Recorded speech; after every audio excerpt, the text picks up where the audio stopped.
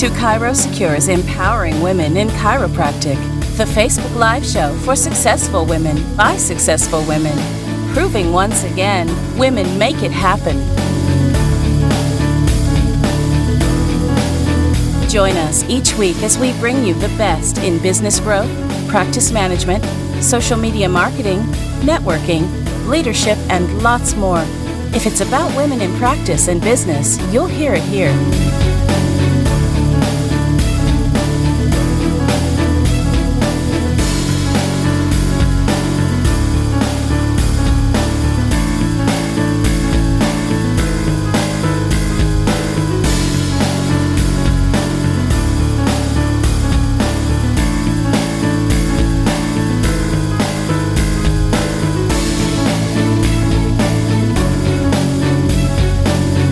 Now join today's host, Dr. Randi Ross, as she talks about tech, tools, and transitions.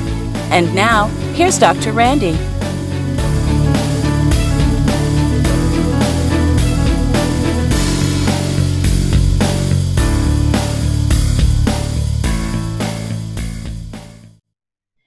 Hey everybody, welcome to another wonderful show that we're bringing you today.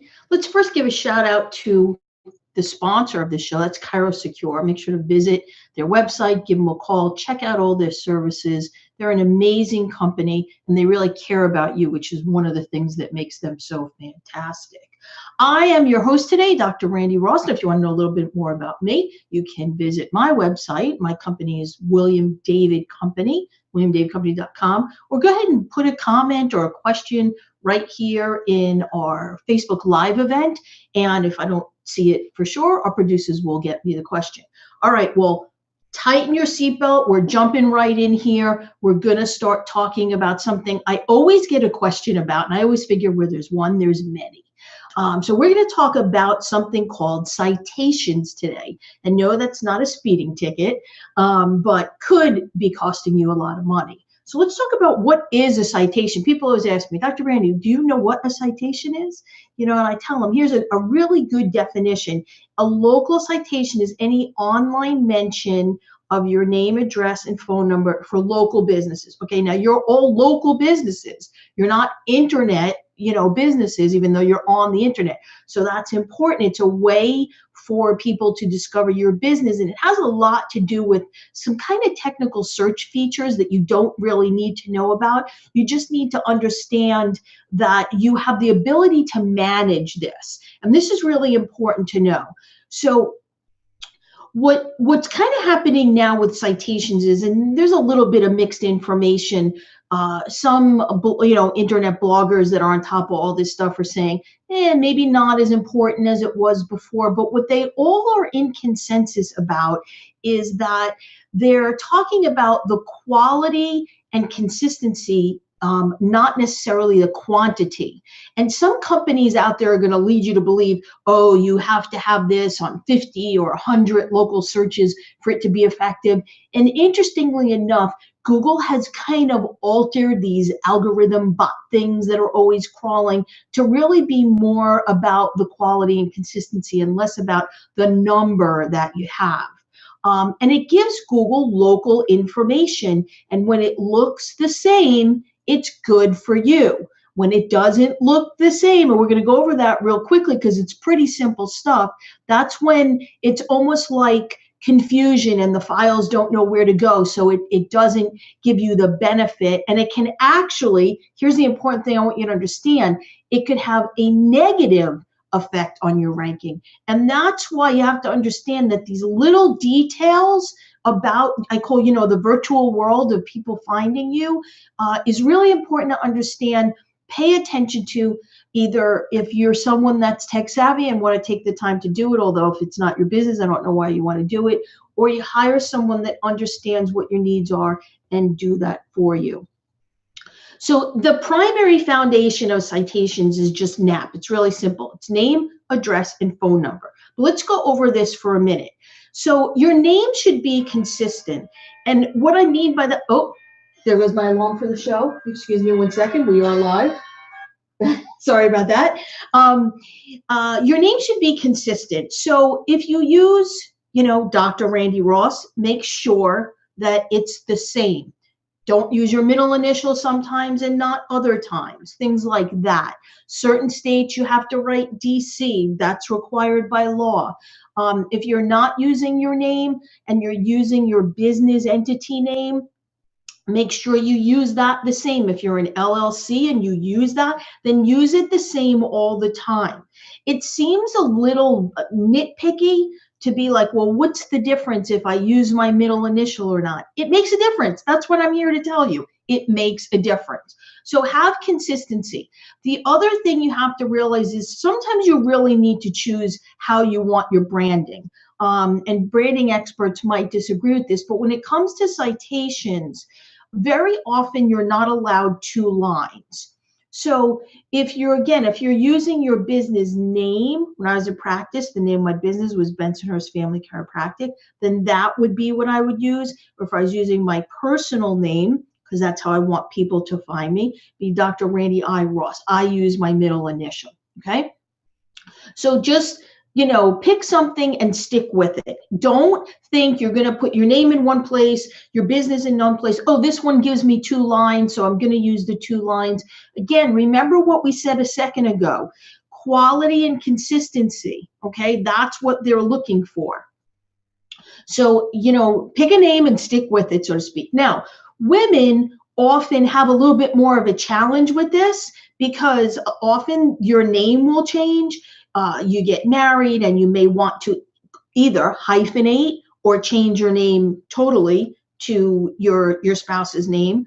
Then unfortunately, sometimes people get divorced. We know that happens. And then they go back to their name. So for women out there that have had those name change things, please pay really close attention to what you look like on these citation searches, because it can be really challenging. I had a doctor that same thing, got married, used a hyphen sometimes, didn't use a hyphen sometimes used their spouse's last name. Then she got divorced. Then she moved offices twice. I mean, I can't even tell you what a cluster mess her citations were. So you need to kind of, as I say, pick a lane and try and stick with it. It will help you at the end of the day, okay? Your address, your physical address. Again, it sounds stupid, but if it's, 2 Main Street, either pick ST or Wright Street. And then the big thing that a lot of people make a mistake on is when you're in a particular, we'll call it a suite or, an office number or something, because you're in a building or a block of offices or something like that. The interesting thing is all the research I've done shows that Google likes the number sign. So I've started using that with all our clients. So even though suite sounds a whole lot more fancy, go ahead and put it on, your letterhead or things like that. But when it comes to the virtual world and the internet where you're putting your address, you want to use the number sign, and then it might be a letter, number C, number 105.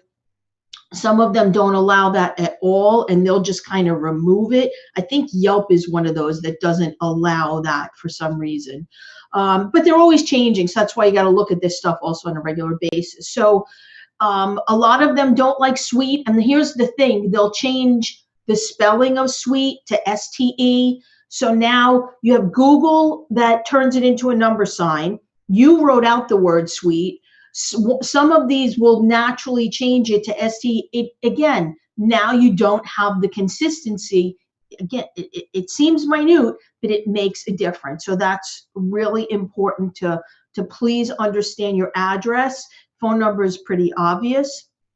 The other thing that's not part of NAP, but I see a lot, is when people use their web address. Sometimes most of us have a lot of different web addresses, when we just kind of direct them, we buy a bunch of them, and people think they need to use them in different things. Don't do that. Same thing. Have consistency. Whatever your web address is that you use that across the board. Don't change one to, uses your name and one uses your business and, one uses some tagline that you have. These virtual, the NAP system, don't use taglines. Again, some give you a second line, some don't. It confuses search. Remember, these are just computers that have been programmed with certain algorithms by a bunch of geniuses, and they're not a person looking at it. All right. So remember that. That's really important. Consistency is the name of the game. Okay, here's something that I feel really strongly about. Be careful about some of these mass companies. And I mean, Yext is probably the one that people know about. And it's great to go in there and have them, you can do a scan of your business. Remember, the whole right column is going to say not qualified for Yext or something like, I forget their exact terminology. And even some things that you know are correct, like I often see, when I do these for people, I know the data that I've put in on, Google and Facebook and everything is consistent, but they'll show it wrong. They're trying to get you as a client, so take it with a grain of salt. They give you like this percentage range. Usually I see most people start really low, 20, 25% or something. If we can get them up to 70 or 75%, that's pretty much golden. You're never going to get more than that on Yext because there's a bunch on there that they own. So they're never going to let you be able to manually go in and create those. And that's a little bit of what we've learned, that typically they're looking for, 8 or 10 of the top kind of searches. And when we do them, we do everything manually. Like we literally go in there, we set up your account, we do everything manually to make sure that it's consistent across the board. And then like everything else you've heard me talk about in the past, and then you own it. Be careful with these companies, read the fine print. It can run anywhere from, I guess maybe about $100 a month to upwards of a few hundred to, $1,000 a year, depending upon what you pick. What you have to be super, super careful about is if you ever cancel your account, do all your maps and different searches like you're seeing here, do they all revert back to being wrong? Be really careful, because that's kind of in the fine print. Once you're not a client of theirs anymore, some of them, okay, I'm not going to say all of them, but some of them do that. So it might be a little better to have someone, and again, service that we offer, but you can use anyone you want, that does this manually and really gives you the account ownership and information. You know me, I'm a big, own everything you have. So you see here, these are the top ones that we always do: Google, Facebook, Bing, Yahoo, Yelp, MapQuest, Superpages, Foursquare, Dex knows, you might not know that. And even though Health Grades doesn't show up in this, what we've found is some of the smaller local search engines kind of pull from Health Grades. So you want to make sure that your Health Grades is up to date.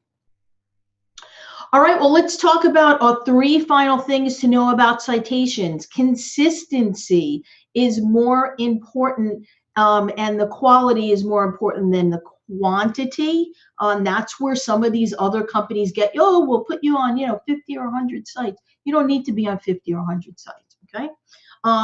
And beware of companies with a lot of promises. Well, that's actually it for today. We gave you a lot. Pay attention. Look at your citation scans, and on a regular basis, because they can change. Be careful if you have associates and things. That can also be a little problematic. All right, well, let me tell you a little bit about next week's show. Next week, we're going to have the one and only Kathy Colby. Kathy is going to talk about leadership, community, and juggling it all. Well, I am Dr. Randi Ross. Thank you for spending a little bit of your time with me today. I hope you learned something. Hope you can do something that can have a positive impact on your business. Remember, my job is to help you serve more and make more. Have a fantastic day.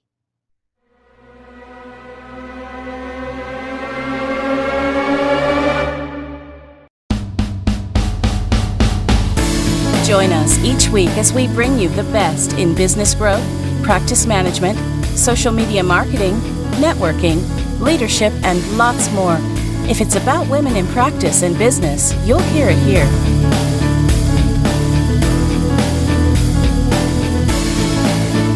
We hope you enjoyed this week's Facebook Live event.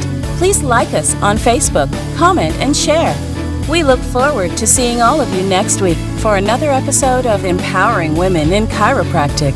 Now, go ahead and hit the share button and tell your friends and colleagues about the show. Thank you for watching. Have a beautiful day. This has been a ChiroSecure production.